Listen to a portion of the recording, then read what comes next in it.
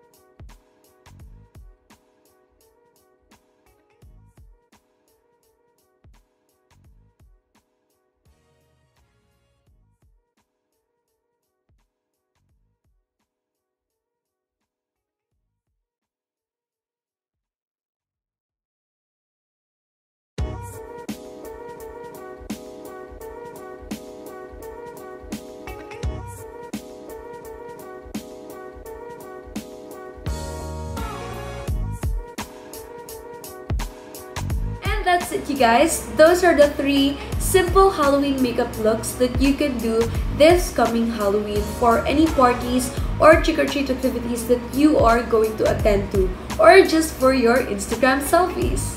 I love how the looks turned out. I'm very proud of myself for doing that. Actually, I did not practice any of those looks. But anyway, if you guys like this video, please make sure to give it a big thumbs up.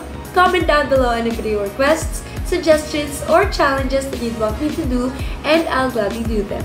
If you want to see more of me and more of my videos, please don't forget to hit the subscribe button and the bell button beside it so that you won't miss out on any of my new videos. That is all, and I shall see you guys in my next video. Bye!